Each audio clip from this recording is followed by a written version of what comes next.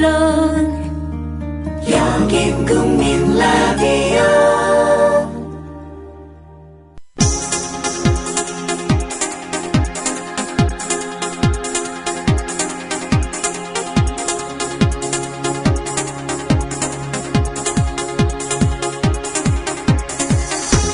해고 이즈 해피입니다. 쫄지 않습니다. 무슨 말든 할 수 있고 눈치 보지 않고 아무거나 할 수 있더라고요. 진실을 지키는 뉴스 바리케이드. 국민일보 해직 기자 조상훈의 뉴스 바. 조상훈입니다. 7월 15일 화요일 뉴스바입니다. 오늘 짚어볼 주요 이슈입니다. 무노조 경영 삼성에 지난해 이맘때 작은 변화가 있었습니다. 삼성전자 서비스에서 일하는 노동자들이 금속노조 지회를 설립한 겁니다. 어제가 금속노조 삼성전자 서비스지회 창립 1주년이었습니다. 오늘 초대석에서 금속노조 삼성전자 서비스지회 곽형수 지회장 직무대행 연결해서 삼성에서의 노조 1년 어떤 고난과 보람이 있었는지 들어보겠습니다. 박근혜 정권 아래서 앞으로 2년간 집권당 새누리당을 이끌어갈 새 당대표에 비주류 김무성 의원이 선출됐습니다. 비박 김무성 의원의 새누리당 대표 선출, 어떤 정치적 의미를 갖는지 최영일 시사평론가와 함께 진단해 보겠습니다. 잠시 광고 듣고 화요일 뉴스바 이어가겠습니다. 안녕하세요. 저는 참여연대 자원활동가 장정아입니다. 지난 2001년부터 참여연대를 후원하고 있는 강북구에 사는 주부입니다. 그동안 참여연대 활동이 우리 사는 세상을 조금씩 나아지게 하는 것을 지켜보며 뿌듯함을 느꼈습니다. 하지만 요즘엔 집안일을 할 때도 자원활동을 할 때도 세월호 사고가 떠올라 마음이 무겁습니다. 세월호 참사와 같은 가슴 아픈 일이 더 이상 일어나지 않도록 정부와 정치권의 부패, 유착의 고리를 끊어내는데 더욱 철저한 감시 활동이 필요합니다. 참여연대는 창립 초기부터 관료와 국회, 검찰에 대한 감시 활동을 펼쳐왔습니다. 그러한 노력의 결과 부패방지법, 퇴직공직자 취업 제한을 강화하는 공직자윤리법 등이 어렵게 제정되었습니다. 하지만 그것만으로는 충분하지 않습니다. 참여연대와 손잡아주세요. 회원가입은 홈페이지 www.peoplepower21.org 또는 전화 02-723-5300으로 가입하실 수 있습니다. 참여연대는 정부의 지원금을 전혀 받지 않고 오직 시민의 힘만으로 운영되고 있습니다. Breaking news regarding missing Malaysia Airlines Flight 3. So the United States is lowering the threshold for American. 日本と同じで現地予算やってるから意味がないんです。环球消费调查，我们来说一种特殊的旅游。近年来呢，出国旅游。 출근길 국제뉴스 브리핑 장혜림의 월드 리뷰.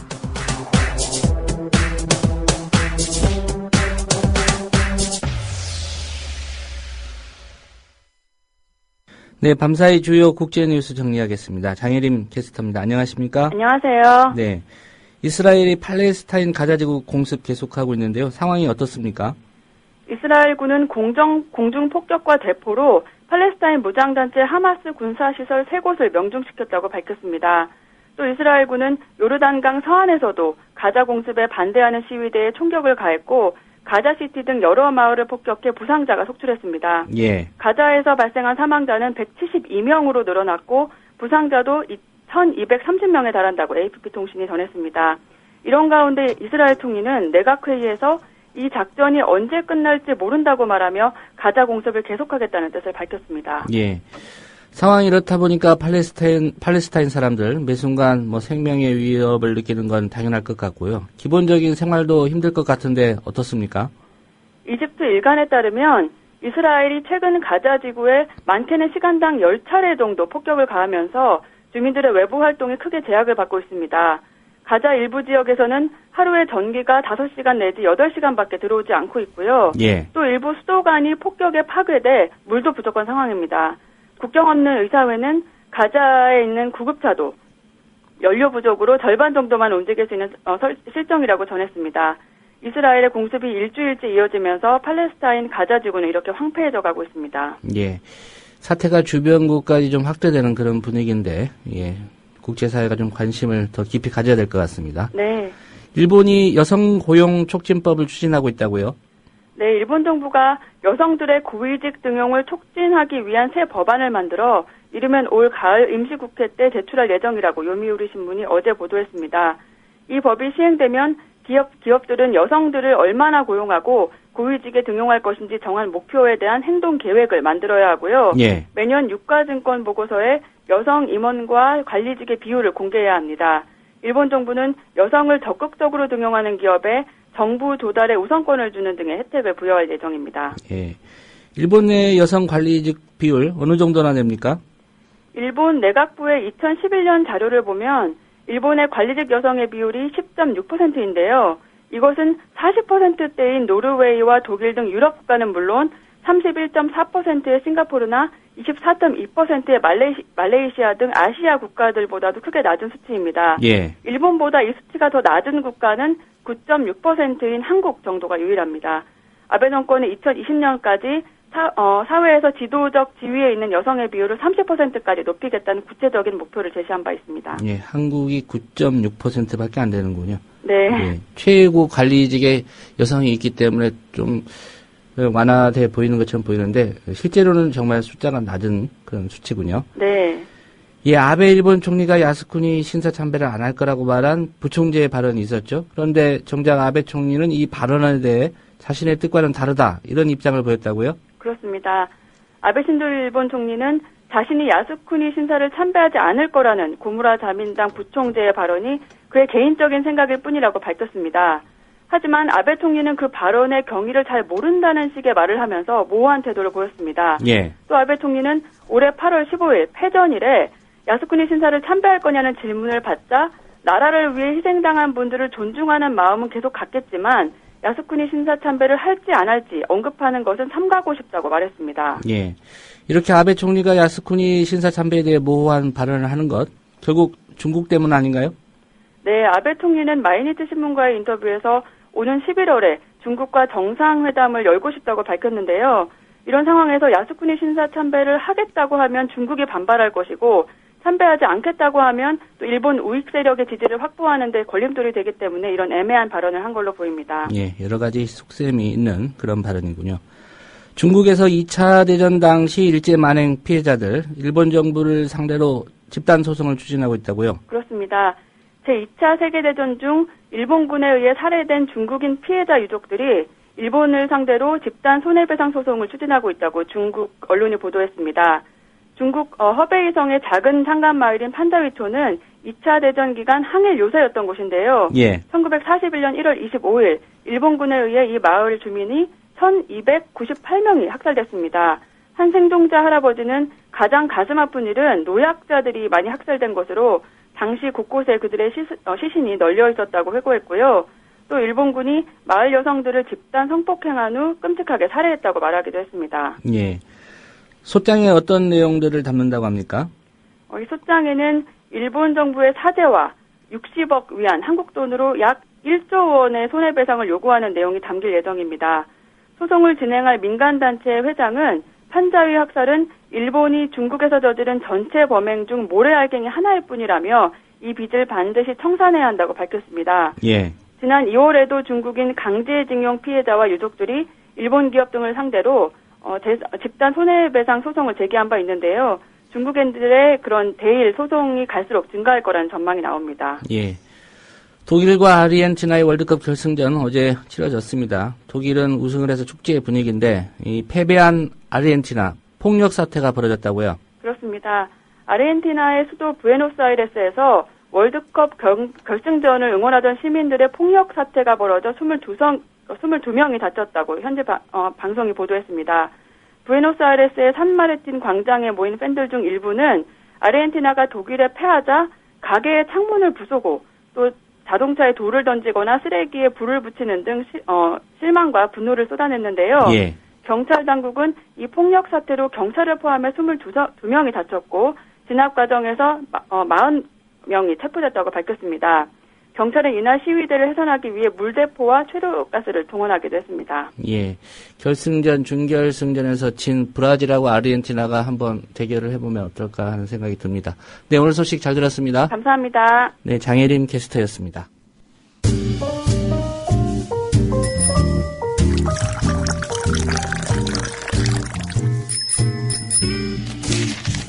아침신문 귀로 읽기 김용민 PD의 조간 브리핑. 네, 7월 15일자 조간신문이 전하는 주요 기사 살펴보겠습니다. 김용민 PD의 조간 브리핑입니다. 안녕하십니까? 네, 안녕하십니까? 예, 아무래도 새누리당 전대 소식, 새 대표로 김무성 의원이 선출되지 않았습니까? 예, 그렇습니다. 신문들은 일면 제목에서 어제 그 사건을 어떻게 요약했을까, 이게 주목됐습니다. 가나다 순에 의해서 소개해 보겠습니다.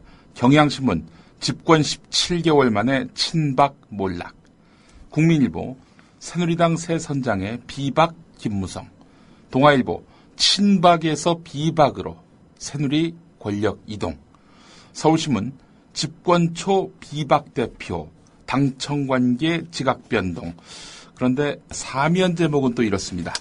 서청원 홍문종 무릎을 꿇어 박근혜의 마음 박심도 안 통해 친박 몰락의 완성판. 이렇게 서울신문은 사면의 제목을 이렇게 달았습니다. 세계일보, 비주류 수장 새누리당 변화 택했다. 조선일보, 박근혜 당 벗어나는 새누리당. 중앙일보, 김무성 따옴표, 청와대에 할 말하겠다 따옴표 닫고. 한겨레, 김무성의 압승 친박의 몰락. 한국일보, 여당 당권 비주류 손에 넘어가 당청관계 변화 예고. 이렇게 돼 있습니다. 한겨레와 경향은 친박 몰락. 뭐 약속인 한 듯 이런 타이틀을 달았네요. 예. 왜 그러느냐? 박근혜 대통령과 별로 안 친한 김무성 의원이 당대표가 됐기 때문입니다. 두 사람의 애증의 관계사, 한겨레가 이면에서 짚었는데요. 예. 2004년 3월에 노무현 대통령 탄핵 역풍 와중에 한나라당 대표로 추대된 박근혜 대통령은 김무성 대표를 사무총장으로 발탁합니다. 당시 두 사람은 아무런 개인적 인연이 없었지만은 박 대통령은 오랫동안 지켜봐왔다라면서 사무총장직을 맡겼다고 합니다. 김무성 대표는 이후에 오랫동안 친박 좌장으로 통했고요. 박근혜 대통령의 핵심 측근이었습니다. 자, 이런 와중에 2008년 총선 공천에서 낙천당한 김무성 대표, 무소속으로 출마해서 한나라당 후보를 꺾었고요. 자신이 주도했던 친박 무소속 연대 후보들도 11명이나 당선됐습니다.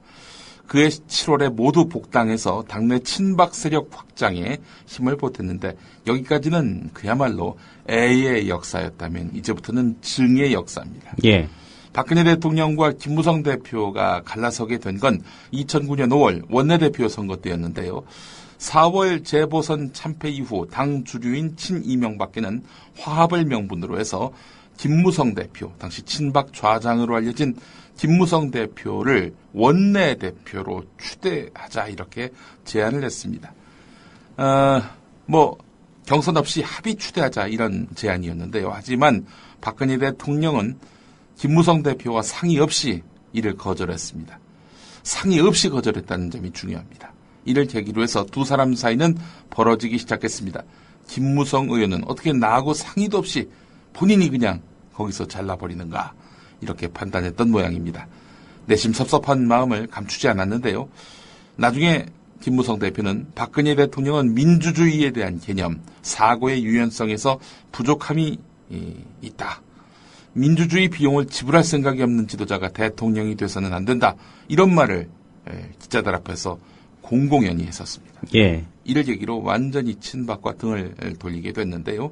지난 대선을 두 달 앞두고 김무성 대표가 박근혜 대통령 대선 캠프 총괄선대본부장으로 합류했지만 당시는 선거 때문에 잠시 협력했을 뿐 여전히 불편한 관계라는 것이 중론입니다. 예. 그러니까 박근혜 대통령과 사이가 안 좋다고 해서 네. 새누리당이 집권하는 것까지 막을 수는 없기 때문에 그렇죠. 잠시 협력했을 뿐이다. 예. 이런 얘기군요. 그렇습니다. 어제 박근혜 대통령이 빨간 옷을 입고 말이죠. 이 전당대회에 참석을 했습니다. 이례적인 일입니다. 이명박 대통령도 참석한 바 있었지만 어쨌든 언론들은 이례적으로 보고 있는데요.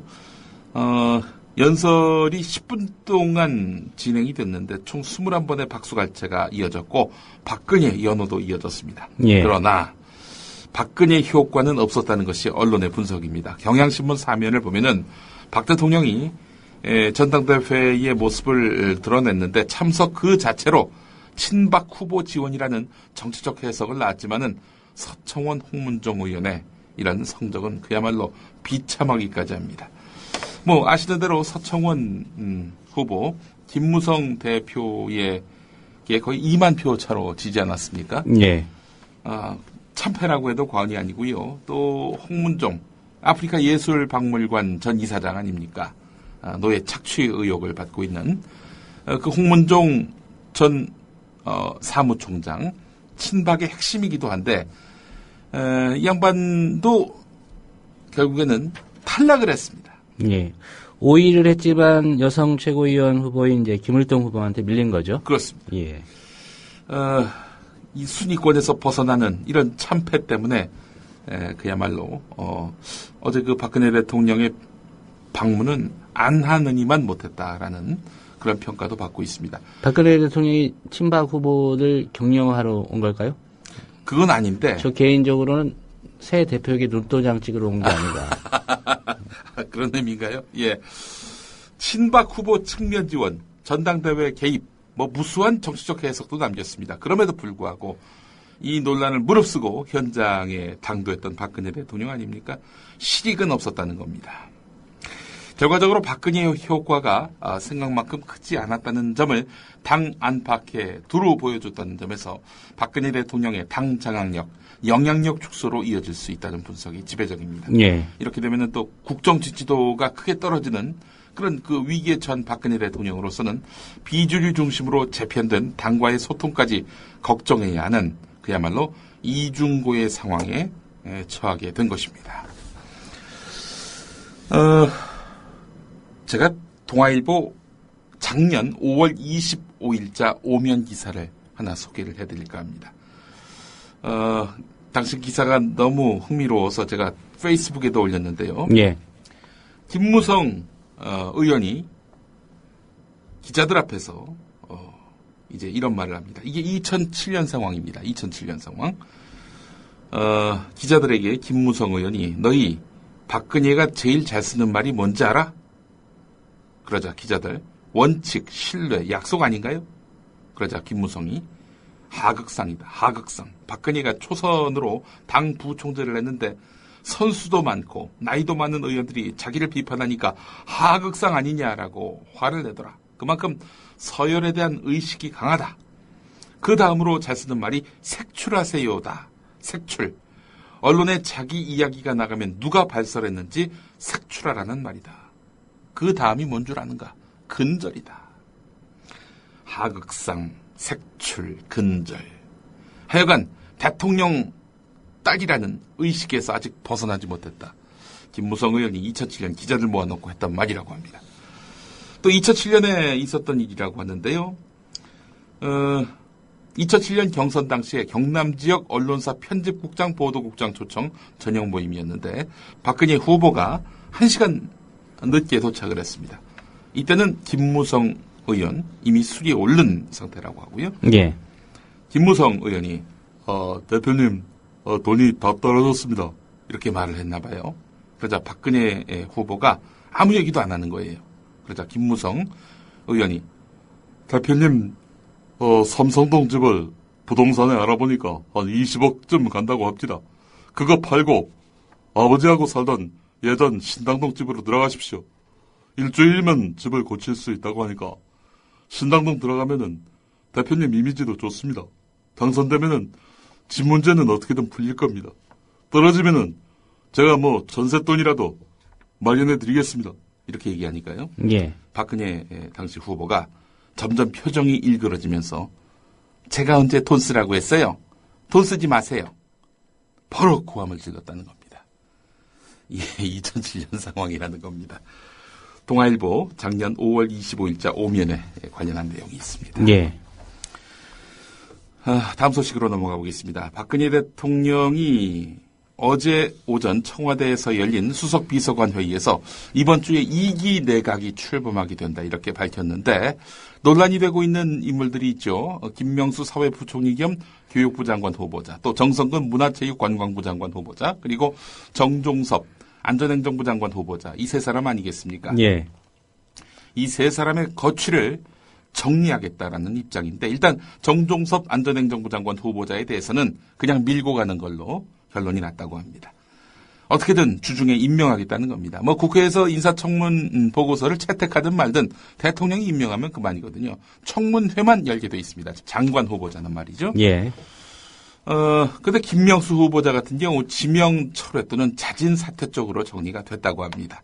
정성근 후보자 같은 경우 청문회에서 위증한 문제, 또 폭탄주 구설수, 이게 굉장히 큰 문제가 됐거든요. 대통령이 이 문제에 대해서 어이없어 했다. 이게 바로 경향신문 보도 내용인데, 이 부분에 대해서 정성근 후보자가 청와대에다가 적극적으로 해명하고 있다고 합니다.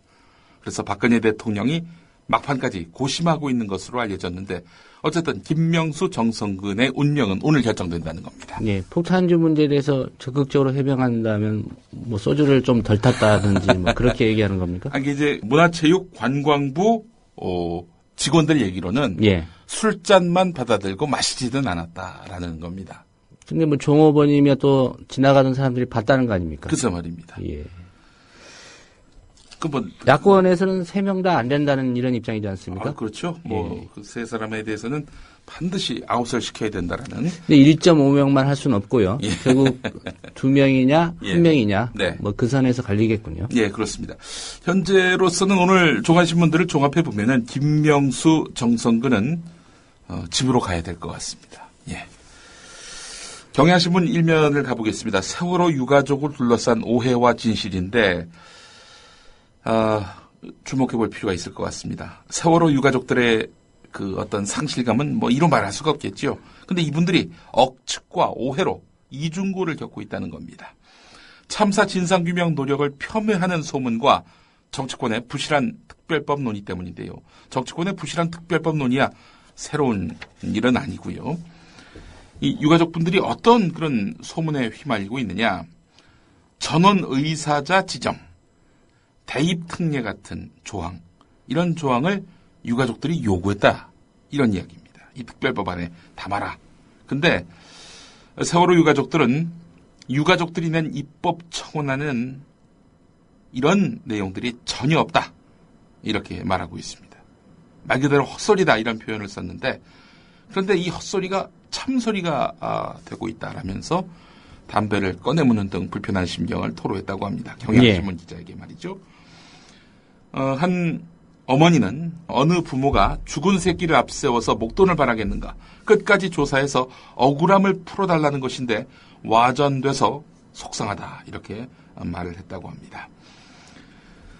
예, 유가족들이 바라는 것은 진상이지 뭐 무슨 보상 이런 것은 아니다. 라는 점을 오늘 경향신문 기사를 통해서 확인할 수가 있습니다.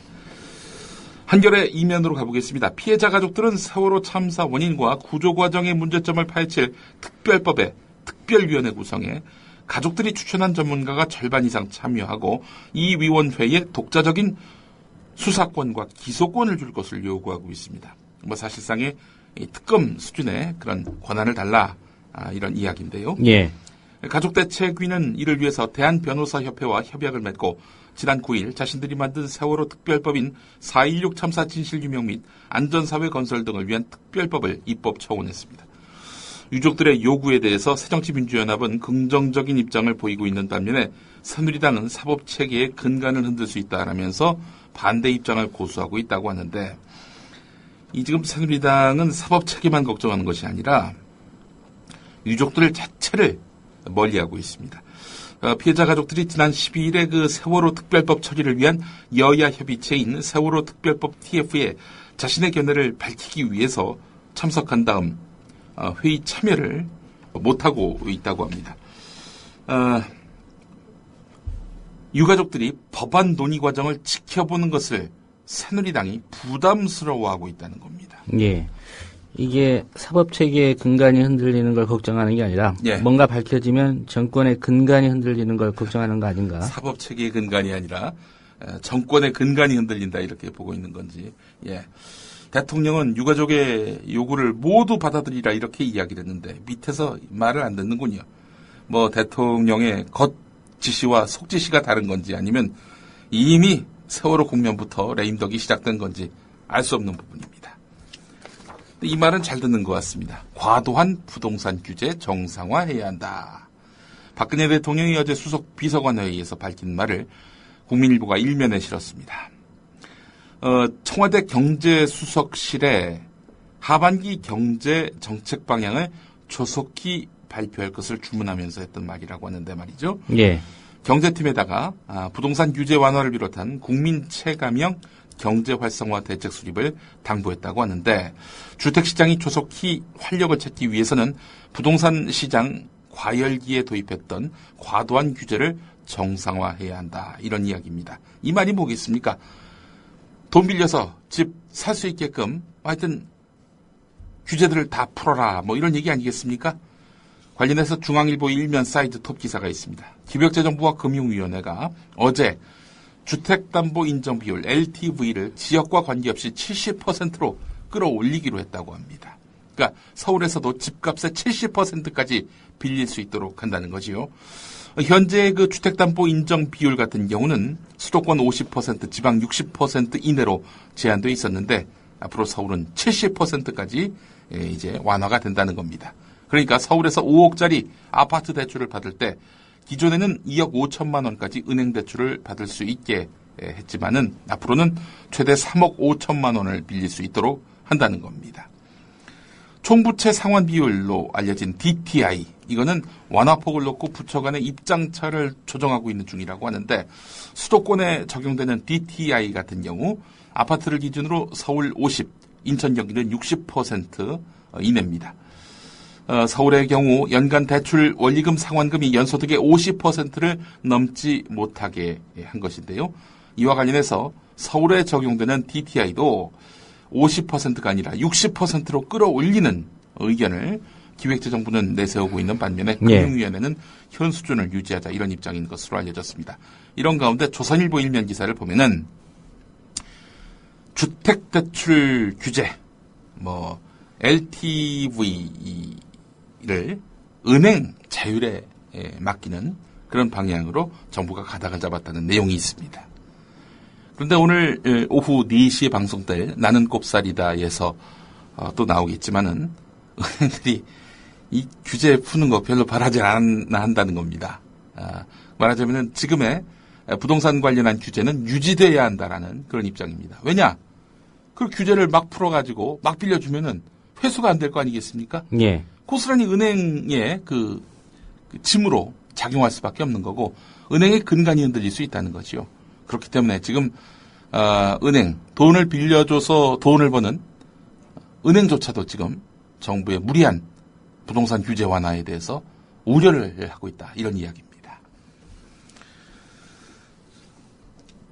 다음 소식입니다. 경향신문 오면인데요.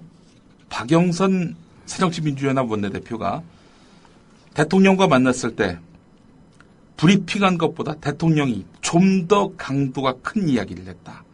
말하자면 좀 더 강하게 4대강을 비판했다는 겁니다. 박근혜 대통령이 말이죠.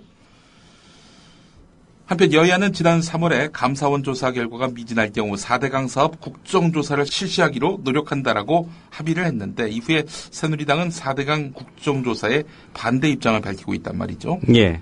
이 박 대통령의 언급을 이렇게 따져본다면은 결국 박근혜 대통령이 4대강 국정조사에 동의하지 않겠는가 하는 그런 관측을 야당은 조심스럽게 하고 있다는 거지요. 예. 지금 온 강이 그야말로 녹조라떼가 돼가고 있는 그런 상황인데 대통령도 두고만 볼 수는 없는 상황이 되고 있습니다. 예.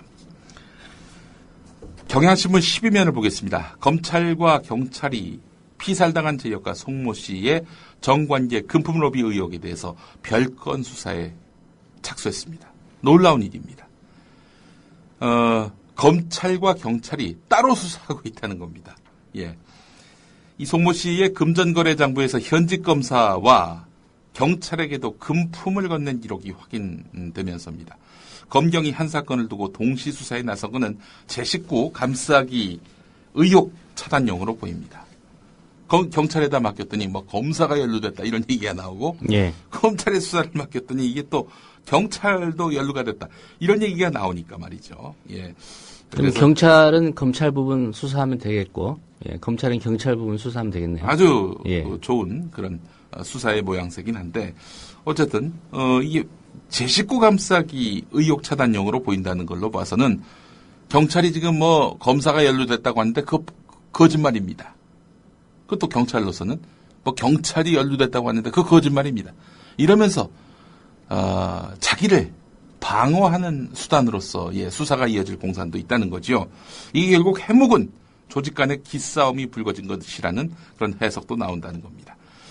이 검경의 한 사건 동시 수사는 초유의 일입니다. 검찰은 사건 내용을 함구하다가 검사 이름이 등장하면서 비판 여론이 이니까 별건 수사 확대를 발표했는데요. 반면에 경찰은 살인교사 사건 송치 때는 송모 씨 소유 건물 인허가 비리 의혹 외에는 수사를 하지 않겠다고 했다가 장부 수사로 돌연 수사를 확대했는데 해묵은 검경의 갈등이 되살아나는 것 아니냐 하는 그런 분석이기 때문에 나오는 겁니다. 예.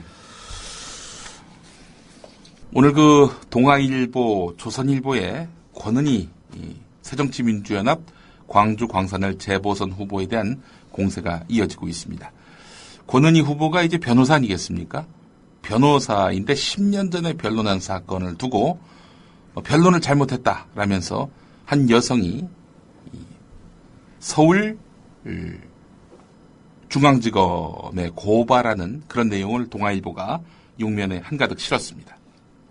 또한 김용판 재판과 관련해서 1, 2심 판결을 비판한 판사 출신 새정치민주연합의 이 박범계 원내대변인의 비판에 대해서 또 비판하는 내용의 글을 오늘 조선일보 기자수첩에 이렇게 담았습니다. 그 권은희 후보의 변호사 시절 그 변론과 관련해서 소송을 제기한 분, 그 옆에 서 있는 사람이 주목되는군요. 누굽니까? 변희재 씨입니다. 변희재 씨와 함께 고발에 나선 겁니다. 이뿐 아닙니다. 자유청년연합을 비롯한 보수 성향의 시민단체들이 김용판 공판의 증인으로 참석해서 권은희 후보가 위증을 했다라면서 또 서울중앙지검에 고발을 했습니다. 보수 성향 시민단체와 보수 언론에 그리고 새누리당의 삼각공조가 이루어진 가운데 권은희 몰아치기 갈수록 점입 가경입니다. 자, 국정원 직원들에게 대선 정치 관련 인터넷 댓글 또 트위터를 작성하도록 지시한 혐의로 기소된 원세훈 전 국정원장에게 검찰이 징역 4년에 자격정지 4년을 구형했습니다. 검찰의 논리가 상당히 주목되는데요. 국민을 가장해서 인위적으로 여론을 조성하려 한 것은 반헌법적이다. 검찰은 그러면서 국정원을 통제할 필요가 있다. 이렇게 역설을 했습니다. 국정원만 통제해서는 안 되지요. 심판받지 않는 권력 중에는 또 검찰도 있지 않습니까? 검찰도 통제받을 필요가 있습니다. 물론 지금 검찰이나 국정원이나 어찌 보면은 한 몸통이 아니냐 이런 의혹도 받고 있어서 검찰의 어제 그런 구형 논리 주목되긴 합니다.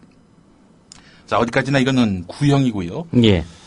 재판부가 어떤 판결을 내릴지가 주목됩니다. 아직은 지금 1심 판결을 앞두고 있는 상황이거든요. 이번 판결의 부장판사는 바로 김용판에게 1심 무죄 판결을 내린 이범균 판사입니다. 선고 공판이 9월 11일에 열릴 예정이군요. 그렇습니다. 예. 어이구, 2달 지나서 이렇게 있게 되는군요. 흥미로운 기사 하나 있습니다. 20년 넘게 국정원에서 근무 중인 A씨, 노무현 정부 시절인 2007년 6월 4급 승진 인사에서 1순위 승진 대상자로 뽑히고서도 탈락했습니다. 출신 지역이 문제였습니다. 국정원 인사기록 카드에는 A씨의 출생지가 경북 영일로 적혀 있었는데요. 지역 편중 인사 문제로 인해서 국회에서 지적을 받았던 국정원은 영남 출신인 A씨를 승진해서 배제했습니다. 2순위였던 호남 출신 대상자가 이렇게 승진을 했다고 하는데요. 자, 그런데 A씨는 원래 전남 해남에서 태어나서 충북 증평에서 자랐습니다. A씨는 어머니의 고향에서 출생해서 군인이던 아버지를 따라 5살 때부터 충북 증평에서 자랐습니다. A씨의 당시 그 부서장은 부서 사람들은 A씨를 충북 사람으로 알고 있었다라고 말했는데 A씨의 호적 등본에는 출생지와 원적이 경북 영일군으로 본적과 주소는 충북 괴산군으로 적혀 있었습니다. 6개월 뒤인 2007년 12월 다시 돌아온 4급 승진심사에서 A씨의 출신 지역이 다시 도마에 올랐습니다. 김만복 당시 국정원장은 승진 인사 직전에 승진자를 영남 출신은 40% 이하로 호남 출신은 20% 이상으로 맞추라는 지침을 내렸습니다. 1순위 승진 대상자 46명을 분류하니 영남이 60.9, 호남이 8.6이었습니다. 당시 국정원 인사팀장은 김만복 원장에게 A씨의 실제 출신지는 전남이라고 보고했습니다. 경북으로 분류되던 A씨를 전남으로 분류하면 호남 출신 승진 대상자 비율이 높아지는 효과가 있었습니다. 그래서 김만복 원장은 A씨의 인사자료 출생지를 전남으로 바꾸라고 지시했고요. A씨는 호남 출신으로 분류돼서 4급으로 승진했습니다. 그러나 승진 이후에 국정원 기획조정실에서 인사 기록카드를 함부로 변경하면 곤란하다. 이런 취지로 문제를 제기했고요. 전남, 해남으로 수정됐던 A씨의 출생지는 다시 경북 영일로 바뀌었습니다. 이명박 정부가 들어섰습니다. 근데 불똥은 국정원 인사팀장에게 튀었습니다. 국정원 인사팀장은 원세훈 국정원장 시절인 2009년 A씨의 인사자료를 임의로 수정했다는 이유로 해임됐습니다. 그래서 인사팀장은 소송을 제기했습니다. 1심 재판부는 해임이 정당하다고 봤습니다. 그러나 2심 재판부와 대법원은 해임은 지나치다라고 판단을 했습니다. 대법원은 A씨가 실제로 태어난 곳이 전남이라는 사실이 허위라고 볼 수 없고 국정원장 지시에 따라서 출생지를 변경한 점을 고려할 때 해임 처분은 지나치다 이렇게 밝히기도 했습니다. 갑자기 생각나는 사건이 있습니다. 유인촌 전 문화체육관광부 장관, 이분 같은 경우 피난지에서 태어났거든요. 피난지가 예. 바로 전라북도 전주였습니다. 그래서 하도 영남 편중 인사가 심했던 이명박 정부에서는 유인촌 장관을 호남 출신으로 분류하려고 했다가 빈축을 사기도 했습니다. 제가 그때 그 SBS 라디오에 나가서 그런 말을 했었어요. 아니 그런 식으로 얘기하면 이명박 대통령은 일본 오사카 출신 아니냐. 태어난 곳이 거기니까. 어떻게 경북 포항이 될 수 있느냐. 그랬다가 PD한테 아주 엄중한 경고를 받았습니다. 때가 때이니만큼. 국민일보 일면 기사 중국인의 무비자 입국이 전면적으로 허용될 움직임이라는 기사 주목되고요. 예. 오늘 여기까지입니다. 예, 잘 들었습니다. 김용민 PD의 주간 브리핑이었습니다.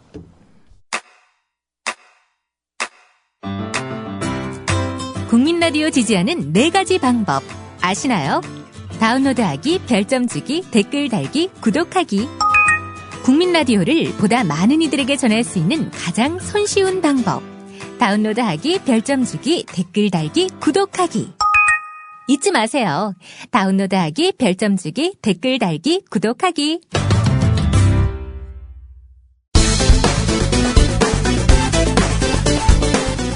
(2009년) 토라진 박근혜 전 대표를 달래기 위해 친이명박계가 친박근혜계의 좌장인 김무성 의원을 경선 없이 합의 추대해서 원내대표에 세우려고 했는데 미국을 방문하고 있는 한나라당 박근혜 전 대표가 당내에서 제기되고 있는 김무성 원내대표 추대 움직임에 반대 입장을 밝혔습니다. 어제 당청 회동에서 당내 계파를 초월한 탕평 인사를 추진하기로 의견을 모은 지 하루 만에 나온 부정적인 반응이어서 한나라당은 당혹감을 감추지 못하고 있습니다. 박 전 대표는 당이 잘해서 지지를 받아야지 당원 당규를 어겨가면서 원내대표를 추대하는 것은 반대한다고 말했다고 수행 중인 이정현 의원이 전했습니다.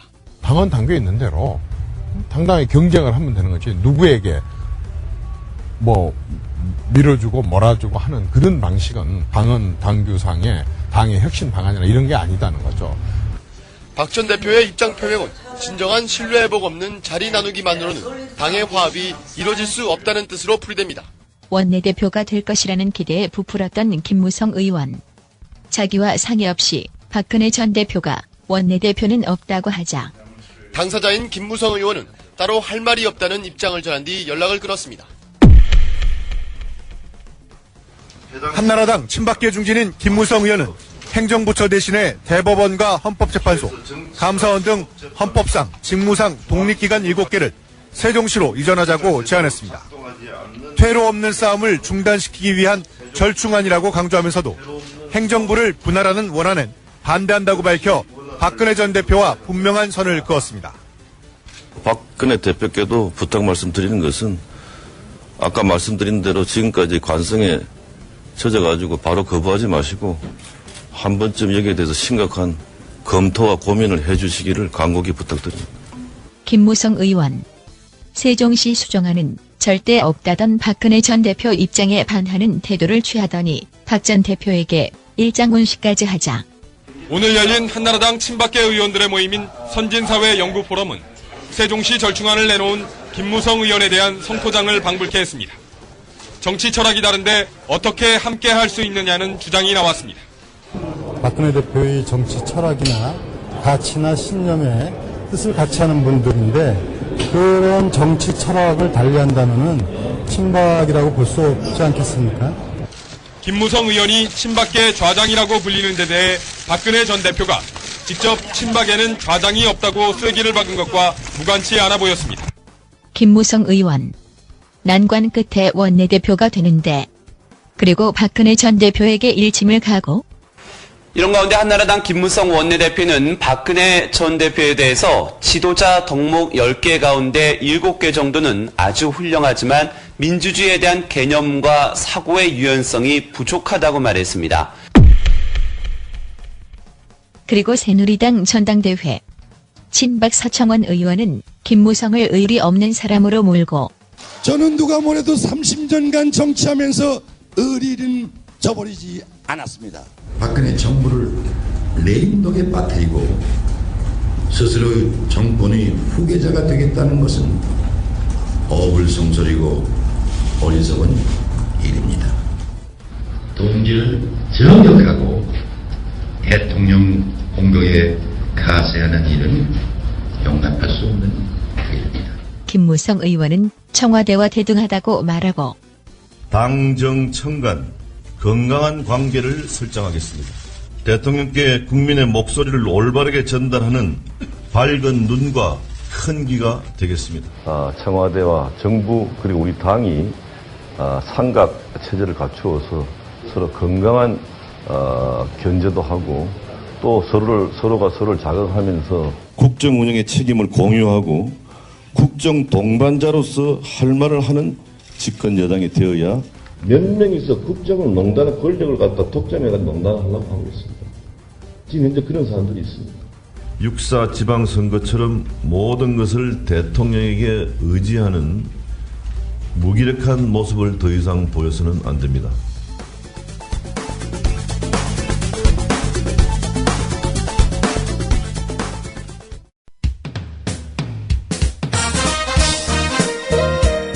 균형 잡힌 시각, 정직한 분석, 조상훈의 뉴스바.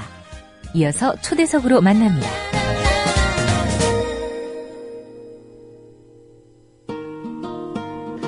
네, 요즘 각종 집회 현장에 가보면 삼성전자 이재용 부회장을 향해 노조 인정을 촉구하는 그런 손팻말을 어렵지 않게 볼 수 있습니다. 무노조 경영을 고수하고 있는 삼성의 자세 변화를 요구하는 그런 목소리들이 높아지고 있습니다. 어제로 창립 1주년을 맞은 금속노조 삼성전자 서비스지회 얘기 오늘 들어보겠습니다. 금속노조 삼성전자 서비스지회 곽형수 지회장 직무대행을 연결했습니다. 곽 지회장님 안녕하십니까? 예, 안녕하세요. 예, 어제 서초동 삼성전자 앞에서 기자회견도 가지신 걸로 알고 있고요. 또 네, 조촐하게나마 기념회식도 한 것으로 압니다. 노조 창립 1주년 소회가 어떠십니까? 여러 선배님들 말하기를 노동조합은 만드는 것보다 지켜내는 게 어렵다고 얘기를 많이 하세요. 예. 그 속에서 저희가 1년을 버텨왔고 노동자로서 권리를 하나씩 찾아가고 있습니다.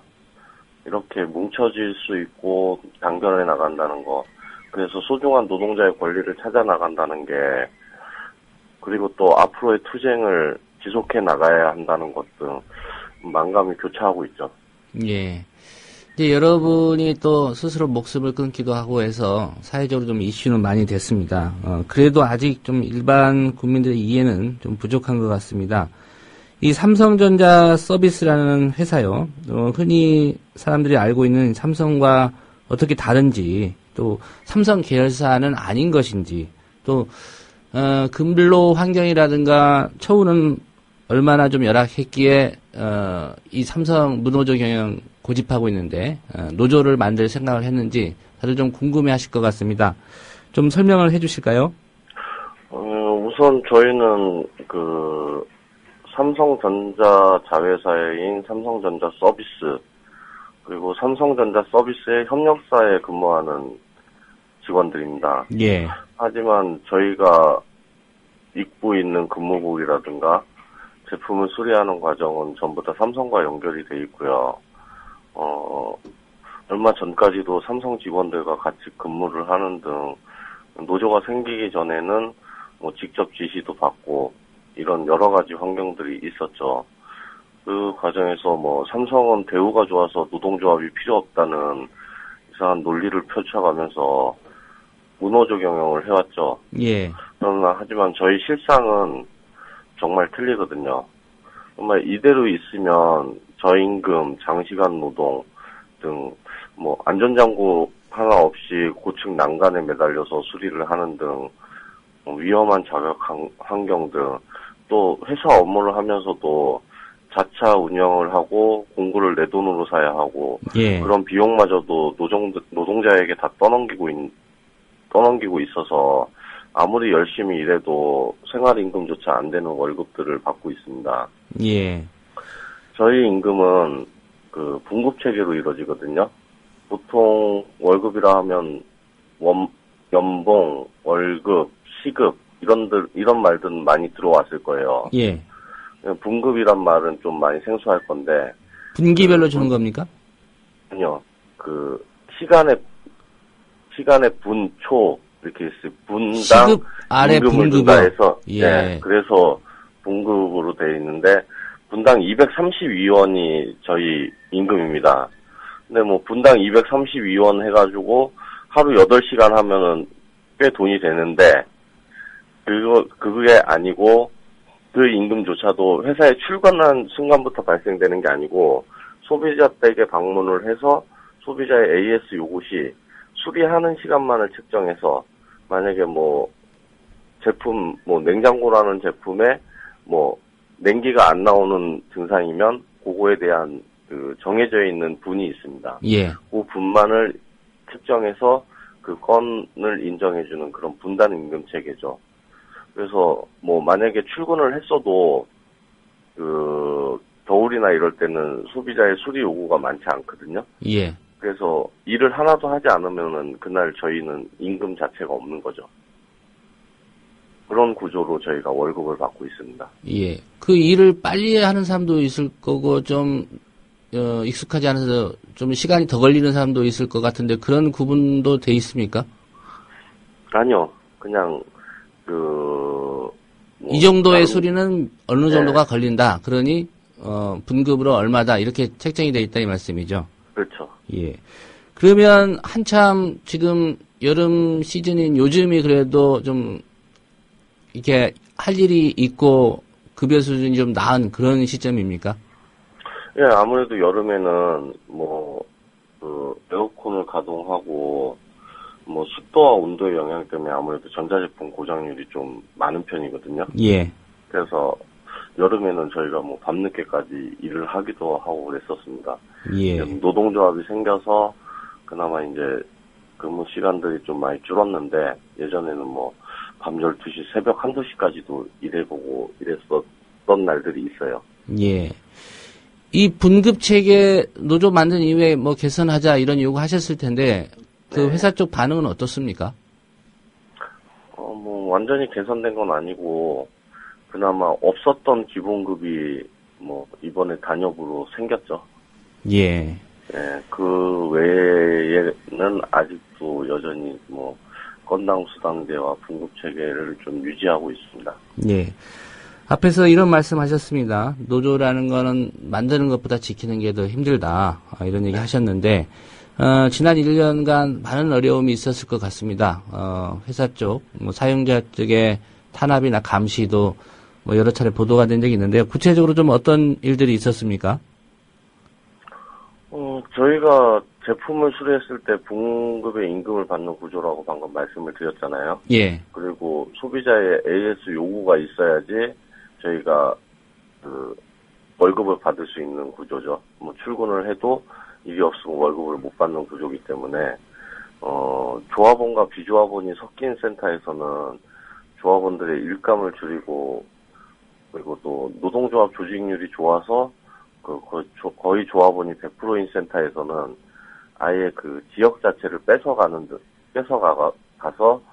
일 자체를 없애버렸죠. 예. 그래서 최저임금도 안 되는 월급을 받아가고 그렇게 거의 1년을 지내왔고, 그리고 또 3, 4년치 AS 처리건에 대해서 감사를 진행해서 인사 조치하겠다고 협박을 하고, 폐업하겠다고 협박을 했고, 실제로 나중에는 재개센터를 폐업을 하기도 했어요. 예. 아산, 이천, 해운대가 그렇게 폐업이 됐었고, 그렇게 하루아침에 일자리가 없어진 거죠. 그리고 소비자분들도 센터가 없어지는 바람에 30분에서 1시간씩 떨어진 먼 곳으로 수리를 받으러 가야 되고, 최종범 열사와 염호석 열사의 사건에는, 최종범 열사의 사건에는 그 전날 사장님과의 통화에서 욕설이 많이 나오는 듯 심한 모멸감을 줬었던 내용이 있고요. 예. 염호석 열사 사건에는 센터 팀장이죠. 거의 센터 팀장이 아로라고 아시죠? 이석기 의원 사건 때가 아직 나온 얘기요? 예. 예.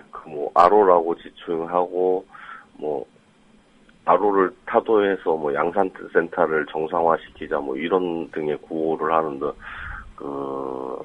심하게 인격적인 모독 등을 많이 해왔죠. 예.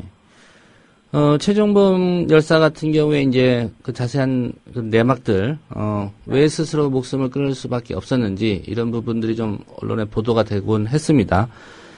지난 5월에 스스로 목숨을 끊는 이런 선택을 한 염호석 열사 같은 경우에 구체적으로 방금 좀 잠깐 설명을 해 주셨지만 어떤 일이 있었던 거죠? 염호석 분회장입니다. 양산센터의 분회장이라는 직책을 가지고 있었고, 예. 5월 저희가 12일에서 14일까지 첫 상경투쟁을 했었거든요. 삼성 서초동 본관 앞에서. 예. 노숙투쟁을 하고, 노숙투쟁을 마무리하고 집으로 내려간 15일에, 같은 센터, 대위원한테 문자를 남기고 사라졌죠. 4월 달에는 양산센터 조합원들이 늘었다고 자랑을 하기도 했었고, 네, 하지만 양산센터 내부에 아까도 말씀드렸다시피 내근 팀장이 있습니다. 예. 노조활동 방해와 각종 시비들, 그리고 실질적 몸싸움이 이뤄지는 등으로 인해서 많이 힘들어했었고, 조합원들도 많이 힘들어했어요. 그리고 아까 말씀드렸다시피 일감을 줄이는 등으로 해가지고 경제적인 압박까지 같이 진행이 되었죠. 그 상황에서 센터 조합원 중에 한 명의 아버님이 병원에 입원을 해서 병원비까지 많이 들고, 심지어는 저희가 헌혈증도 모아서 이렇게 주기도 하고 그랬었거든요. 예. 그런 과정들이 너무 견디기 힘들었었나 봐요. 저희가 염호석 분회장하고 일주일에 한 번씩 이렇게 회의할 때도 그랬지만, 중간에 이제 회의 분위기라든가 이런 것들이 안 좋아지면 그 회의 분위기를 되살리고, 항상 밝은 사람이었거든요. 예. 하지만 그 와중에서도 주변의 사람들이 힘들어하는 거를 도저히 지켜볼 수 없다, 이런 얘기들을 하고, 저는 주변의 동료들이 힘들어하는 것을 볼 수 없다라는 말을 남기고 그 삼성전자 서비스 지회의 승리를 기원하면서 17일 날 경동진에서 그 자신의 차 안에서 번개탄을 피우고 스스로 떠났습니다. 예. 그게 5월 17일이었고요. 네. 그리고 뭐 17일 날 강릉의료원에서 서울의료원으로 앰뷸런스를 통해서 이제 시신이 옮겨졌는데 그 안에서 그 아버님이 호소가 너의 뜻 지켜줄게라는 말에 꼭 쥐고 있던 손을 풀었었거든요. 예. 하지만 뭐 이미 알다시피 18일 날 경찰의 시신 탈취 사건이 있었고 밀양에서 뭐 007 작전을 불쾌하는 6월 탈취 사건까지 저희는 염호석 동지의 시신도 6월도 없이 그 뜻만 갖고 싸워온 거죠. 예.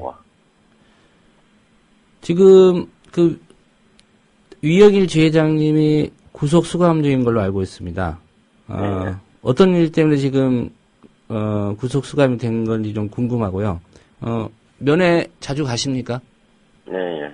예. 뭐라고 말씀하시던가요? 우선 지금은 이제 뭐 일단은 단협이 체결됐으니까 그 조합원들이 좀 안정화되고 다음을 위해서 뭐 조직화하고 뭐 이런 내용들을 말씀하고 계시고요. 예. 지회장님이 구속됐던 거는 염호석 열사 시신 탈취가 18일 날 있었고 저희가 5월 19일 날 서초동 본관 앞에서 전조합원 무기한 상경투쟁을 결의를 하고 그날이 첫날이었습니다. 예.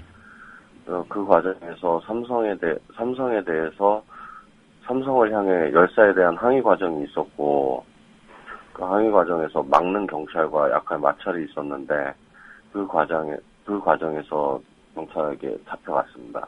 예. 여러 가지 우열곡절 끝에 지난달 말인가요? 노사 간의 기준 단체 협약이라는 것을 체결한 걸로 알고 있습니다. 나름대로 좀 성과가 있었다 이렇게 평가하시는지 궁금하고요. 기준 단체 협약이라는 것 어떤 내용들을 담고 있습니까?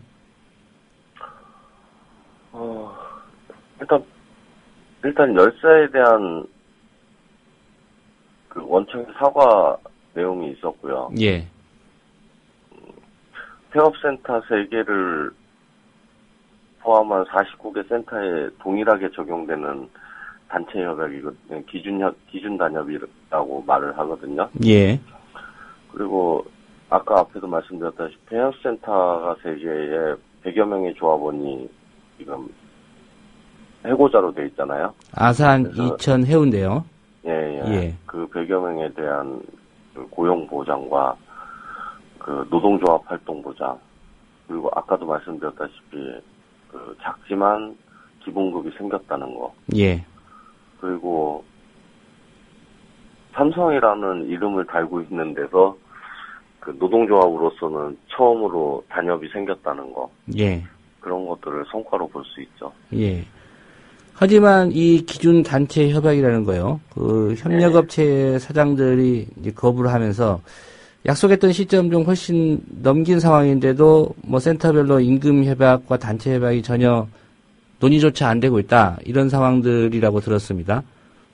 이건 좀 의지가 없는 거 아닌가 이렇게 의심할 수 있을 것 같은데 어떻습니까? 네, 경총은 기준 단협에서 7일 이내에 각사별 임금 및 단협을 체결하기로 했으나 예. 현재 상황은 각사별 단협을 체결하기 위한 교섭 자리조차 거부하고 있는 상황입니다. 예. 그 각사별 근로조건 저하 불가 조항이 있거든요. 그거에 따라서 기존의 복리후생과 수당에 대해서 그 별도 합의를 하고 그 조인식을 맞춰야 하나 뭐 교섭조차 안 나오고 있으니 교섭 해체하고 있는 중이죠. 예. 이런 경우에 그 협력업체 사장이나 이런 사람들을 교섭을 불성실하게 하면 이제 노동법상 고발하게 되는데 당사자가 아니라고 주장하는 겁니까? 아니면 당사자인 건 인정하면서도 이렇게 교섭에 불성실하게 나오는 겁니까? 당사자인 거는 인정을 하는 것 같아요. 예. 네, 경총에서 이제 각 사장들한테 단체 교섭을 못 나가게 하고 있는 것 같습니다. 저희 조합원들 통해 입수된 정보에 의하면 예. 사장들이 개별 교섭에 나가는 것을 경총이 막고 있는 거거든요. 예. 거기에다가 뭐 단협 체결 후에도 계속 간섭을 하고 현재 교섭 혜택을 진두지휘하고 있는 것 같습니다. 경총에서요? 예. 예. 이 문제는 어떻게 대응해서 좀 풀어보실 생각이신가요? 현재는 고용노동부의 관리 감독을 촉구하고 있고 저희가 조인식을 서울 고용노동청에서 했거든요. 예. 그래서 관리 감독을 촉구하고 있고 경청에는 항의 공문을 보냈습니다. 그리고 실무 교섭 담당자를 통해서 경청의 각 사별 교섭을 막는 행위에 대해서 항의를 하였고 센터별 교섭에 각 사장이 나올 것을 주문하고 있으며 이 사태가 지속될 경우 교섭 혜택에 대한 부당노동 행위의 고소고발을 비롯해 단협 위반에 대한 체불소송과 단협 위반 고소, 해결이 안 된다면 파업을 포함한 투쟁을 전개해 나갈 것입니다. 예. 합리적으로 생각한다면 각 사측이 오히려 더 급한 상태로 판단이 됩니다. 시급히 교섭에 응하는 게 합당해 보이고 시간을 끌수록 사측이 오히려 더 손해라고 생각이 됩니다. 예. 요사이 집회 현장에 가보면 삼성에다 노조 인정하라 이렇게 또 이재용 부회장을 직접 겨냥해서 어떤 손팻말들도 많이 보이곤 하거든요. 어렵게 무노조 경영 삼성에서 노조 1년을 이끌어 오셨는데 뭐 삼성 사측이라든가 또 삼성에서 노조 활동하는 게 이렇게 어렵다는 걸 잘 모르고 계시는 시민들에게 하실 말씀 있으면 마지막으로 좀 부탁드리겠습니다.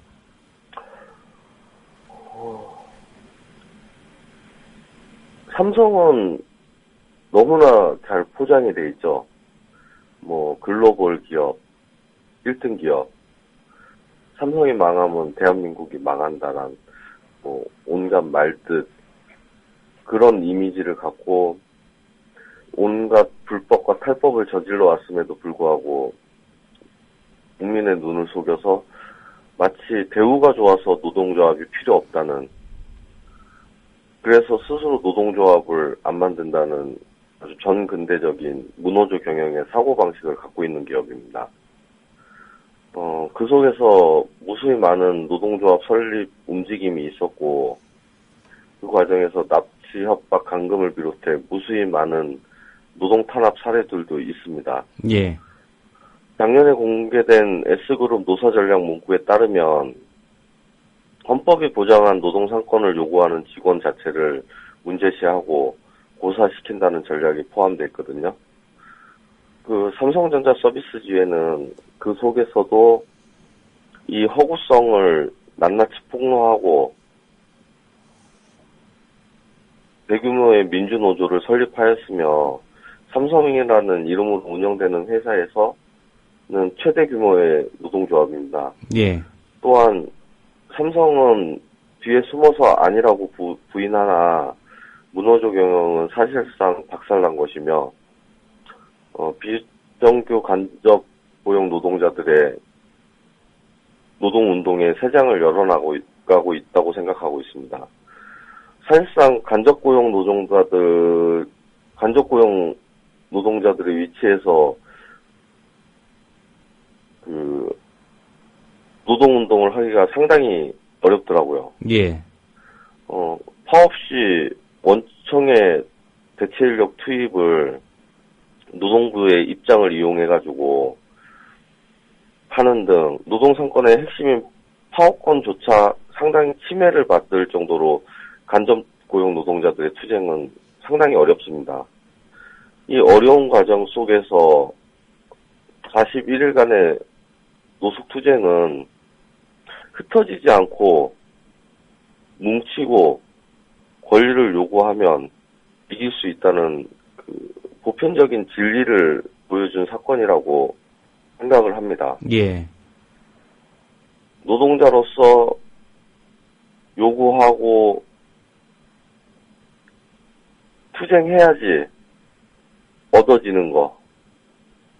가만히 있으면 하나씩 뺏겨가는 거. 그게 지금 현재의 비정규직 간접고용 노동자들의 문제가 아닐까 싶습니다. 예.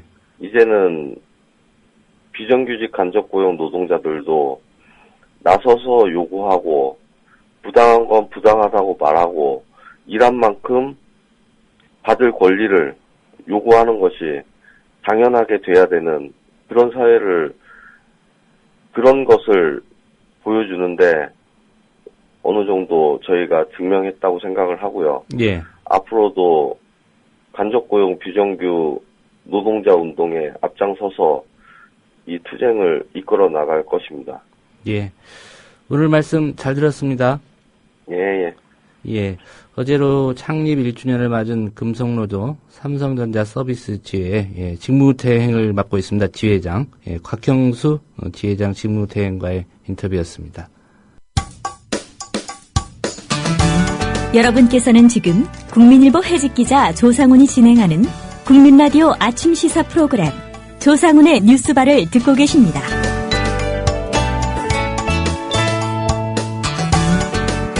네, 접전이 될 것이란 예상도 있었지만 결과는 싱거웠습니다. 어제 치러진 새누리당 전당대회 결과 얘기입니다.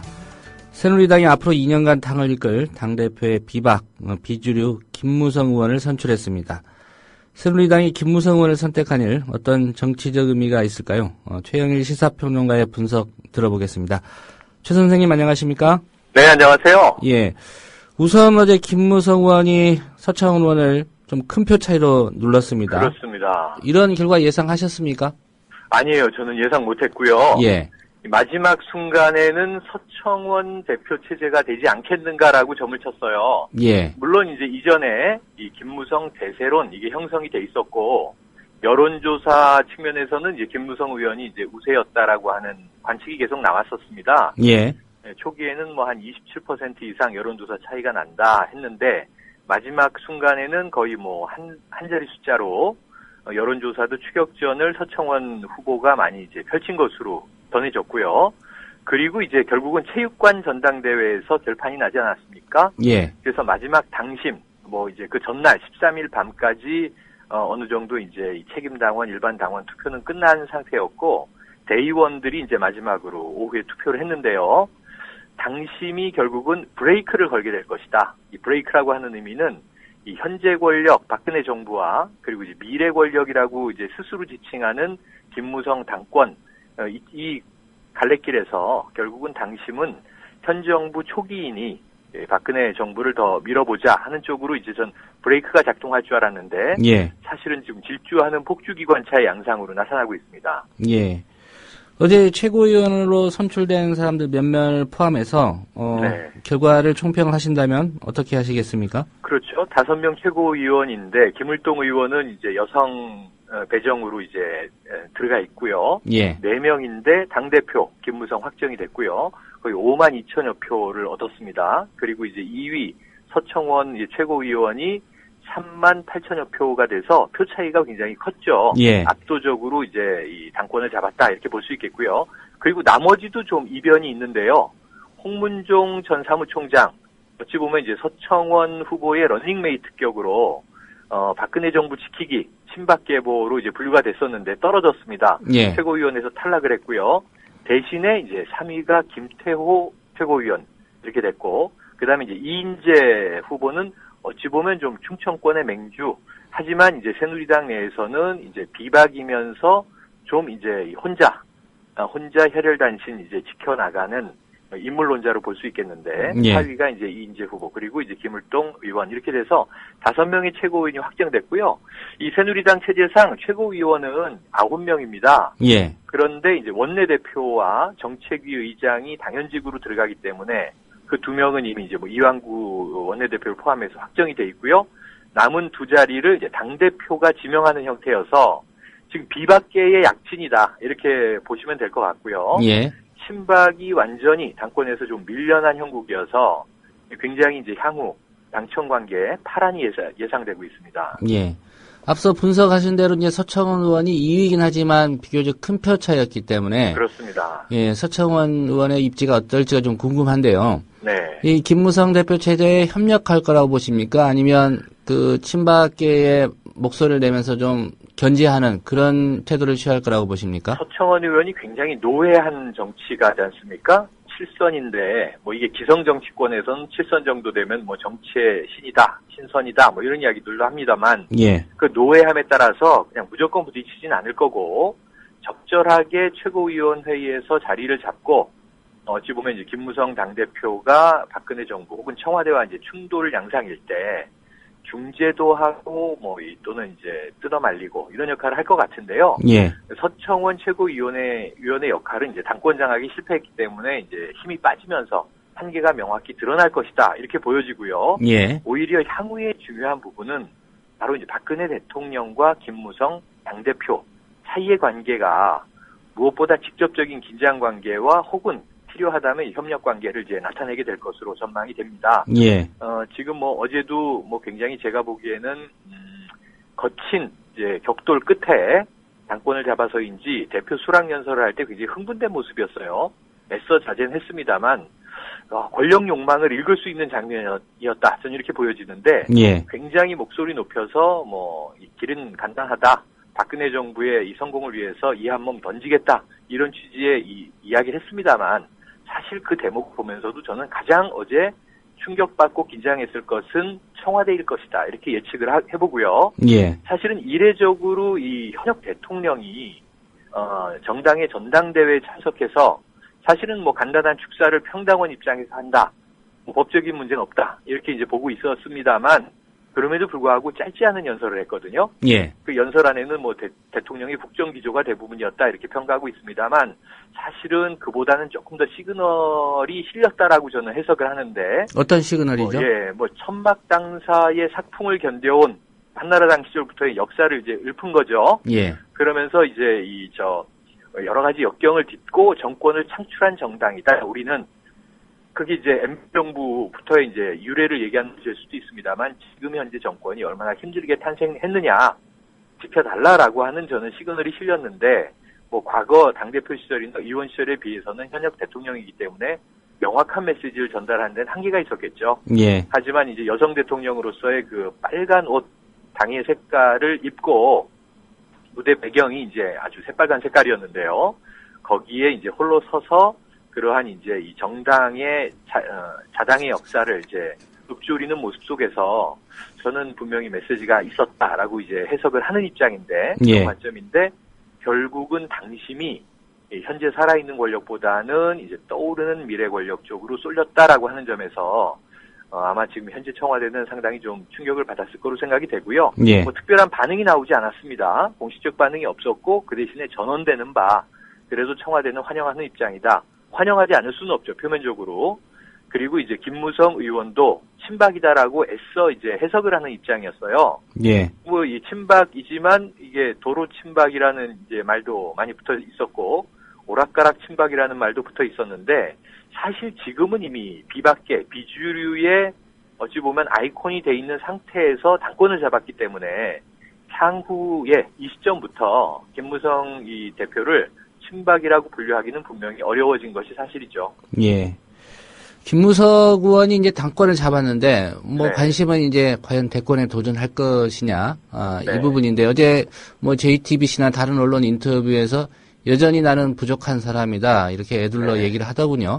네, 그렇게 지금은 가장 겸손해야 할 시기라는 것을 뭐 적어도 5선의 정치인으로 잘 알고 있고요. 예. 김무성 의원이 걸어온 길을 보면 굉장히 전략적으로 대권을 향해 가는 이 정통적인 수순을 밟아왔습니다. 국회에 입성했을 때뿐 아니라 김영삼 정부에서 이제 관료로 역할을 했던 시절, 그리고 이제 지금 원내대표를 맡고, 그 다음에 이제 결국은 당대표까지 되는 이 과정이 굉장히 이제 이 권력 지향적인 프로필을 지금 완성해 가고 있거든요. 예. 그런 측면에서 뭐 지금 당연히 당대표로 선출되고는 이 서청원 뭐 선배와도 화합하겠다.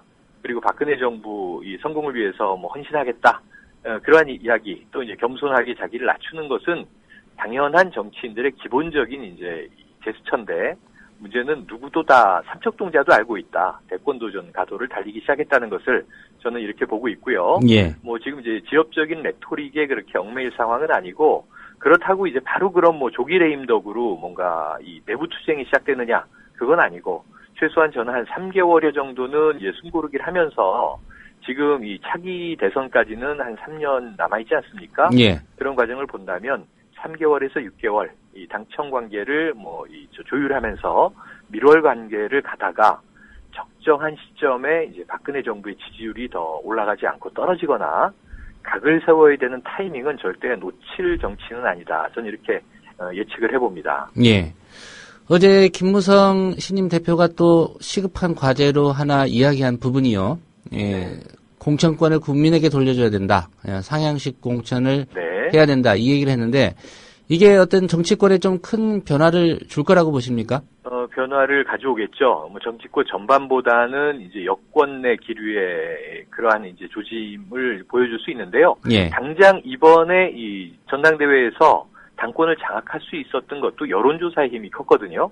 그러니까 이제 이 김무성 대표 본인은 스스로 자신이 비주류로 분류되는 것 자체가, 뭐 비박 비주류로 분류되는 것 자체가 박근혜 대통령에 의해서든, 뭐 혹은 이제 집단의 당심에 의해서든 조금 외곽으로 밀려나 있었다라고 하는 피해의식이 있는 것 같아요. 예. 그리고 자신이 이번에 당권을 잡는 데는 여론조사의 힘이 컸고, 여론조사가 30% 반영이 되는데, 실제 여론조사는 3,000명밖에 샘플이 안 뽑혔거든요.